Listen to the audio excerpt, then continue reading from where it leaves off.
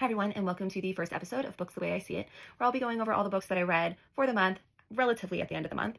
I will be giving 3 phrases to explain the book. They'll make sense to me. Hopefully they make sense to others. If you've never read the book, it probably won't make sense at all. There will be no spoilers in my reviews. I will also be ranking the books on the standard scale of 1 to 5, but this is my own personal scale. This is my own personal opinion.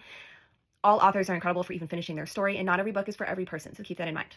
My scale, just for reference: 1, I would rather watch paint dry. 2, probably not a great story. Not meant for me. I wouldn't finish it. But if I'm in a waiting room and I'm really bored, I will pick up the book because it's better than nothing. 3, this is where most books will fall. These are all of the stories that, you're absorbed reading, that you really, really enjoy. And then the second it ends, someone asks you about it and you're like, I don't know. When someone asks you what books you've been reading lately, you're like, I have no idea. I really couldn't tell you. I may have just finished 6, but I have no idea. This is where comfort reads of mine will typically fall. All my comfort reads. Category 3. Category 4, those are the books that stay with me for a while and I want to talk about it. I want to talk about those books to everyone I meet because they're great and everyone should read them. Category 5, hardest one to get in my scale. Those are the books that I would sell my soul. I would sell my soul to be able to read for the first time again. I think I only have 4 that are my scale 5. So it's a hard accomplishment to get.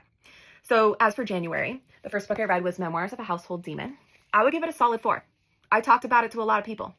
I thought it was a great story. My 3 phrases would be witty friendship, surprising affection, and inner turmoil. The next book I read was actually a series. I read all 3 of them. There will be more, just not yet. The first one is An Island Strange and Wild, A Promise Bright and Fragile, and A Secret Deep and Savage. I would give the first and third a solid 4. The second one, I've got beef with that story. I've got beef with it. It's a novella, so it's short, but I've got beef. So that one, I have to give it 3. You'll know if you read it.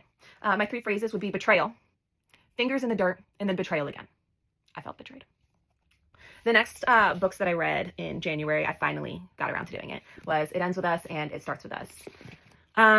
Honestly, I would give the series a 3, which is I feel like a lot of people really, really enjoyed it. It just wasn't for me. I mean, great story. It took me longer to get into it than I wanted. My 3 phrases would be naked truths, good people do bad things, and just keep swimming. If you know anything about the story, that makes complete sense. And then the last book I read in January was Vices. And I would give it a solid 3. It was a good story.